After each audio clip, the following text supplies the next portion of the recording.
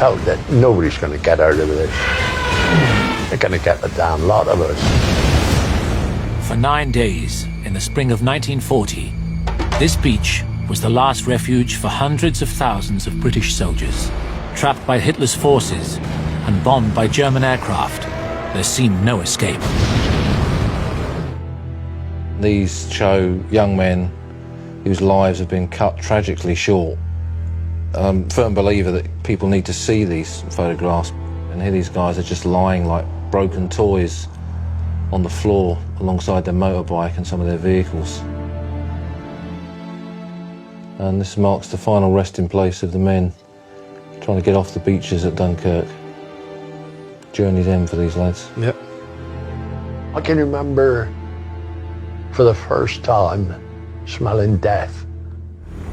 I got so damn scared, I suppose, and fed up. I thought, well, for Christ's sake, let the next one be mine, because I can't stick this any longer.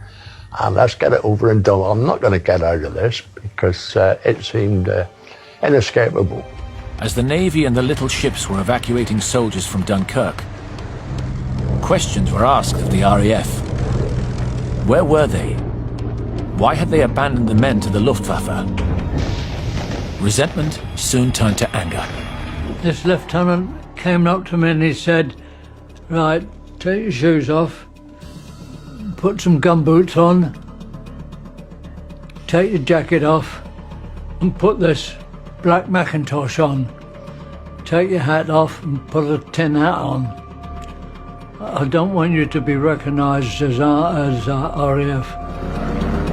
Some of the army were annoyed because there were no Spitfires and Hurricanes around. I can't say that I saw any either. But newly released files tell a different story. Far from being absent, unseen from the beaches, the RAF were laying the foundations for the Dunkirk Miracle. From the RAF casualty files, it's possible to plot the crash site of every RAF plane lost during the Battle of France and the Dunkirk evacuation.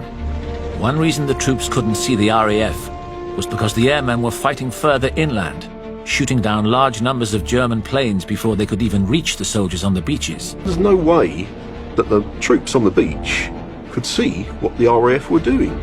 Remarkably, Stevenson's squadron of just 12 RAF fighters saw off an attack force of 50 German aircraft.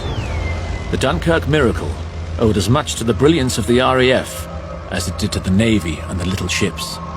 By the 4th of June 1940, over the course of 9 days, almost 340,000 troops were safely evacuated from Dunkirk. Waiting on the quayside were all these WVS with cakes and tea and that, because where I'd been shot they'd torn my battle dress. There was a bit bloodstained, and all these ladies made a grab for me to take care of their wounded hero. And I was in more danger from them ladies than any bloody Germans. Only the British can turn a defeat into a victory. On our own. And we came back. It was a miracle at Dunkirk. We rose again from the ashes.